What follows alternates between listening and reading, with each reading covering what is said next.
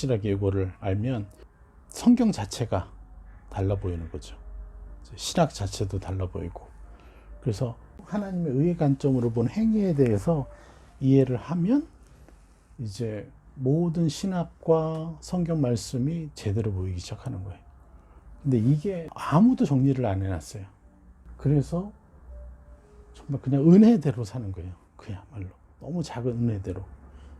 이 진리가 엄청나게 거대한 능력이고 은혜인데 이 위대한 은혜가 정말 요 몇 개, 세 발의 피 정도로 누리는 거예요, 사람들이. 그러니까 요걸 알면 이제 성경이 다 해석이 되는 거거든요. 그래서 이 부분에 대해서 다시 한번 명확히 설명을 해드리려고 합니다. 자, 하나님의 의의 관점으로 본 행위. 자, 있습니다. 자, 관점의 관역. 먼저 우리가 관점의 관역에 대해서 명확히 좀 이해해야 돼요. 사람마다 왜 나는 분명히 이렇게 얘기했는데 저 사람은 왜 나랑 다르게 해석하지? 나랑 다르게 반응하지? 그리고 다른 사람한테 얘기 들어보니까 내가 하지도 않은 말을 했다고 얘기해요. 왜 그래요? 그게 거짓말이에요? 저도 그게 거짓말하는 줄 알았어요. 근데 제가 선교지에서 우리 이슬람 현지인들, 아주 내적인 상처가 굉장히 많은 형제들을 하고 막 서로 관계에서 자꾸 안 했는데 했다 그러고 막 서로 다 거짓말장애로 만드는 거예요. 그래서 삼자대면을 한번 해봤어요. 그랬더니 그들이 거짓말하는 게 아니라 자기의 감정으로 그 사건을 본 거예요. 그리고 그거를 이제 조금 양심 없게 부풀리거나 강하게 얘기하거나 그러면 그 사람은 완전히 이상한 사람이 되는 거죠. 아, 이게 모두 내적인 상처를 해결하지 못해서 저렇게 거짓말하게 되는구나, 의도치 않게. 그리고 그들은 이게 사실이고 아니고가 중요하지가 않더라고요. 자기 감정을 풀어내는 게 중요해요. 그러다 보니까 말도 안 되는 거짓말을 하게 되는 거죠. 그런데 우리가 그것을 이 관점의 차이 때문에 사람들이 잘못 말하고 있다, 이해는 할 수 있지만 또 내 자신도 어쩌보면 그것에 당하고 있다는 것을 우리는 겸손히 인정해야 된다는 거예요. 왜요? 나도 내 상처를 다 해결 못했으니까요. 그래서 우리가 어떤 관점을 가져야 되느냐. 그래서 관점의 관역을 먼저 우리가 알아야 된다는 거예요. 하나님의 관점. 우리가 죄가 뭐라고 합니까? 관역을 벗어난 게 죄라고 하잖아요. 그렇기 때문에 그 관점이 하나님의 관점을 갖지 않으면요, 우리는 잘못 해석하고 잘못 반응할 수밖에 없고 그럼 관계는 깨져버리는 거죠. 그래서 우리는 명확히 이걸 알아야 돼요. 관점을. 그래서 관점의 차이는 무엇을 유발하는가. 같은 상황을 놓고도 이렇게 되는 거죠. 같은 현상을 보고도 다르게 해석하게 만드는 결과를 얻게 되는 거예요. 그래서 지금 인간관계가 지옥인 이유가 바로 그거예요. 분명히 같이 앉았고 같은 말을 했는데 다르게 다 해석해요. 그 이유가 뭐냐? 바로 그들이 가졌던 어릴 적의 문제라는 거죠. 어릴 적의 가정의 문제, 뭐 이것도 나중에 얘기하겠지만, 그래서 같은 말씀을 보고도 다르게 해석하고, 예. 사람과의 관계와 대화가 아니라 이제는 어디까지 넘어가요? 같은 말씀을 봐요. 같은 성경을 봐요. 그런데도 다르게 해석이 돼요. 그리고 다른 의도로 사용하게 되는 실제적인 원인이 그 사람이 어떤 관점을 가지고 바라보고 있느냐. 그러니까 관점에도 뭐가 있겠어요? 감정의 관점이 아주 무서운 거죠. 우리 예전에 늘 얘기했잖아요. 우리 귀신 중에 제일 무서운 귀신이 섭섭이라고. 네. 네. 섭섭하면 뭐든지 다 고가운 거야. 그런 것처럼 그 사람 이미 삐졌어. 섭섭해. 그럼 그걸로 계속 바라보고 저 사람 분명히 저런 의도로 말하고 있을 거야 라고 그렇게 확신을 해버리죠. 그게 다 뭡니까? 관점의 차이라는 거죠. 관점의. 그래서 우리는 이제 명확히 이것을 알고 대처를 해야 되죠. 자, 이렇게 같은 말씀을 보고 다르게 해석하고, 같은 현상을 보고도 다르게 해석하고, 또 다른 의도로 사용하게 되고, 그러니까 기독교 자체가 서로 다른 관점으로 성경을 해석하고 하나님을 바라보니까 끊임없이 교파가 만들어지고, 신학을 해도 사람이 안 바뀌어요. 너무 안타깝죠. 그렇다면 우리가 이제 영적으로 이 관점에 대해서 알았다면, 이제 그렇다면 영적으로 가장 중요한 지위, 위치를 가지는 관점이 무엇인지 요거를 조금 명확히 알아야 돼요. 영적으로 가장 중요한 지위, 그러니까 수많은 관점 중에서 영적으로 가장 중요한 지위, 위치를 가지는 관점이 무엇이냐, 요것 하나에서 우리가 첫 단추에서 잘못 끼어져 가지고 무수한 잘못된 해석이 일어나는 거거든요. 가장 중요한, 영적으로 가장 중요한 지위, 위치를 가지는 관점은 뭐겠어요? 바로 하나님에 대한 관점이죠. 그런데 하나님에 대한 관점 중에서도 어떤 관점이냐면, 하나님이 말씀하시는 하나님의 의가 무엇인지, 하나님의 의에 대한 관점이 영적으로 너무너무너무 중요해요. 왜 그러냐? 그 이유는 거짓 선지자에게 당하는 원인인 거예요. 왜 거짓 선지자가 중요하다고 얘기했죠? 예전에 제가 강의했을 때 사단의 두 군대 장관이 있었다고 얘기하죠. 계시록에 보면 사단이 잡히기 전에, 마귀가 잡히기 전에 그 군대 장관과 같은 그 두 수하가 잡힌 다음에 이제 힘을 잃고 사단이 잡히는 거잖아요. 하나가 짐승이고 하나가 거짓 선지자잖아요. 이 거짓 선지자가 우리를 속이고 교회를 공략하는데, 거기에 속절없이 교회가 당하게 된 원인이 바로 하나님의 의에 대한 관점을 이 거짓 선지자들이 속인 것을 그대로 받아들인 거예요. 그래서 너무 안타깝게도 교회가 하나님의 찬란한 의를 가졌음에도, 하나님의 찬란한 은혜를 받았음에도 그것을 누리지 못하는, 거짓 선지자가 하는 게 무엇입니까? 교회를 종교화시켜서 다른 종교 수준으로 끌어내리는 거잖아요. 그래서 예수 그리스도 장성한 분량에 이르는 길이 분명히 이 성경 안에 있는데, 그것을 써먹지도 못하고 상상하지도 못하고 내 것으로 취하지도 못하게 만드는, 그래서 예수 그리스도 장성한 분량은 불가능하다고 믿게 만들고, 그저 그들의 신앙생활은 뭐예요? 교회 잘 나가고 예배 잘 드리고. 그런데 교회 잘 나가고 예배를 잘 드렸으면, 그게 맞다면 그것만 해도 우리가 예수 그리스도의 형상에 가까워져야 되는 거 아니에요? 그런데 이게 안 가까워진다는 거예요. 저절로 성화가 일어나야 되는데 성화가 안 이루어졌다는 거예요. 그 이유가 바로 거짓 선지자에 의해서 속임당한 것, 바로 하나님의 의에 대해서 잘못된 관점으로 바라보는 그런 신앙생활을 했기 때문에, 관점 자체가 뒤틀려져 있는데 어떻게 하나님이 말씀하시는 걸 그대로 잘 받아들이겠어요?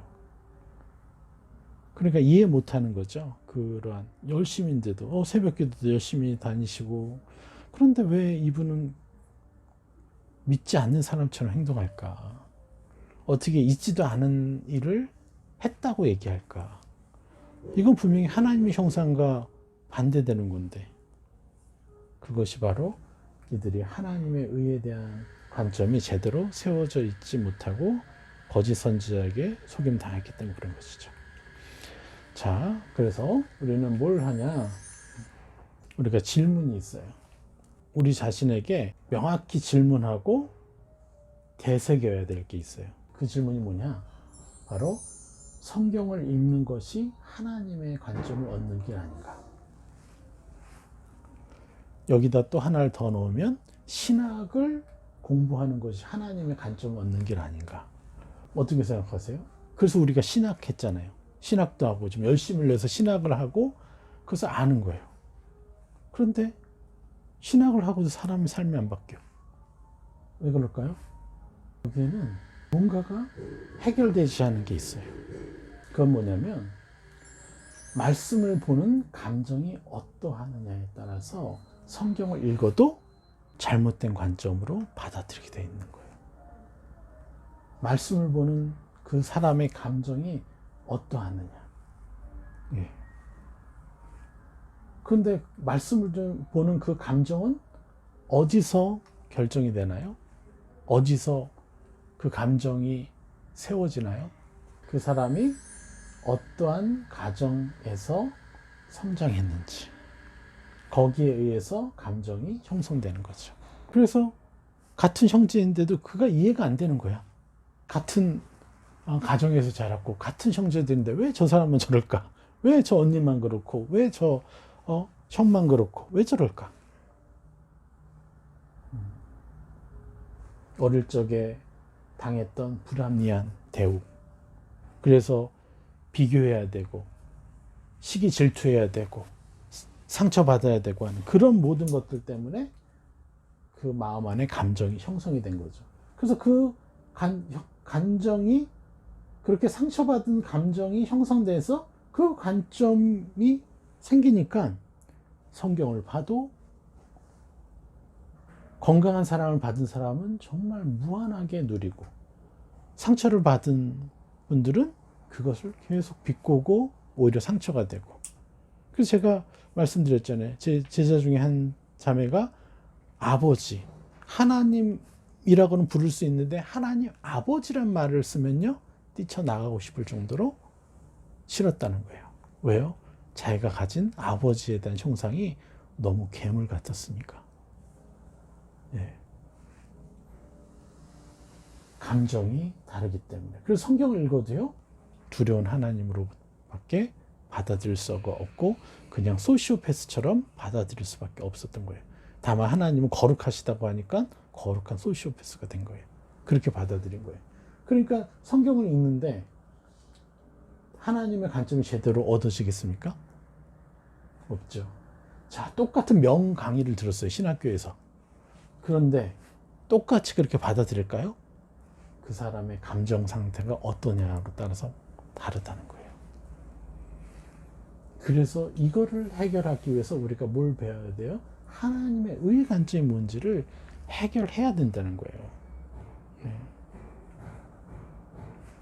그 사람의 마음, 특히 감정의 형성에 대해서 더 많이 하나님의 의의 관점으로 치유를 해야 된다는 거예요. 그래서 우리는 그 감정적 관점, 우리의 감정적 감정의 형성이 서로 다 각기 다르게 형성되었다라는 것을 우리가 명확하게 알고 우리가 이제 내 자신의 상태도 보고 다른 사람의 상태도 봐야 된다는 거죠. 우리의 감정적인 관점은 어떻게 형성되어 있을까요? 어떤 사람은 차가워요. 어떤 사람은 따뜻해요. 이 두 사람이 말씀 하나를 보고도 어떤 느낌일까요? 나는 질투하는 하나님이다. 그러면 차가운 사람은 어떻게 느낄까요? 그 말씀을 듣고 와, 조심해야겠다. 내가 괜히 또 하나님 아닌 다른 거를 더 좋아했다가는 하나님이 큰일 난다. 하나님이 치시겠다. 이렇게 느껴지는 거예요.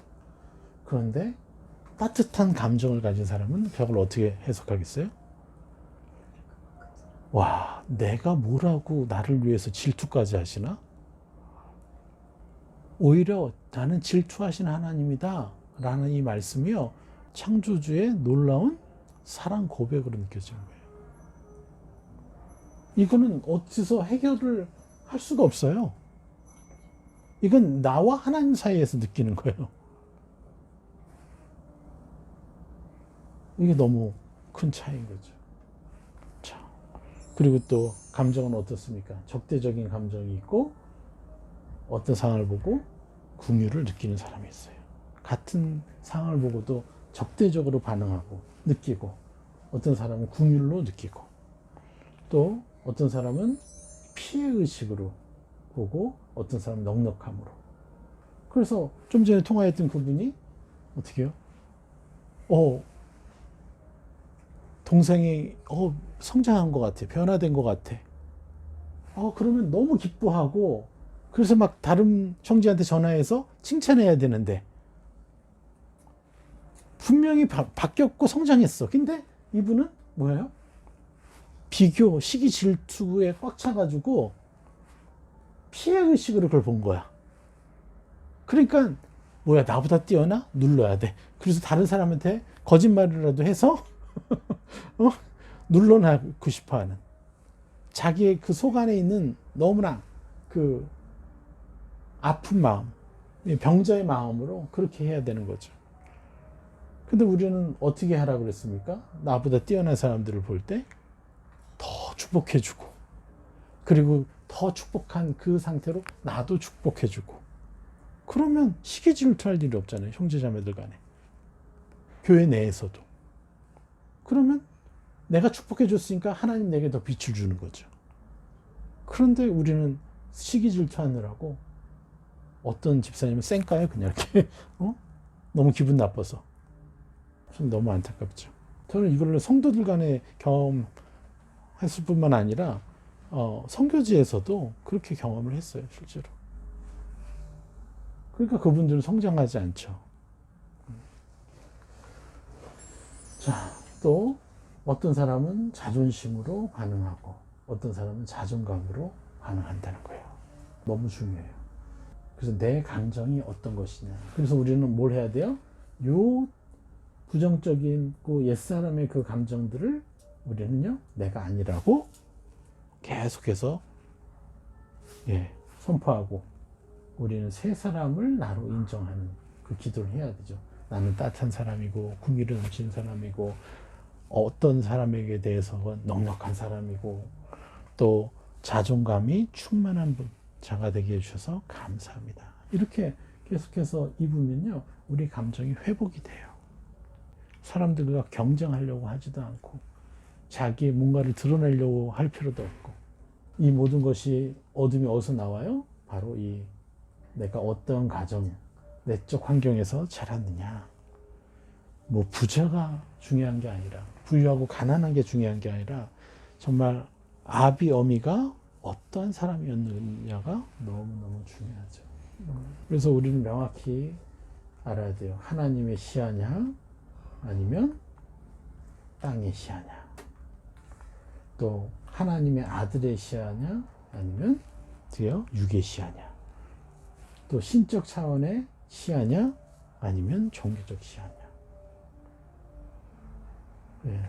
안타깝지만 너무도 많은 그리스도인들이 땅의 시야와 육의 시야와 종교적 시야로 살아가요. 최소 95% 이상의 그리스도인들이.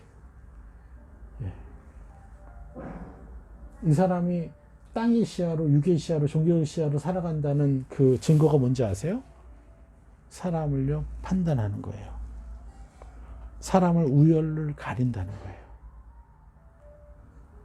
수많은 지도자들이요, 밑에 사람을요, 지적질하고 권위로 누르고 이렇게 막 휘둘러요. 그건 뭐냐면요, 판단하고 있다는 거거든요. 이 부분들에 대해서 우리가 명확히 알아야 돼요. 그래서 우리가 하나님의 관점으로 바라보는 것이 너무너무 중요한 거예요. 네, 하나님의 관점을 찾을수록 우리가 입어야 되는 게 너무 중요하죠. 그런데 그 중에서 가장 중요한 게 뭐라 그랬어요?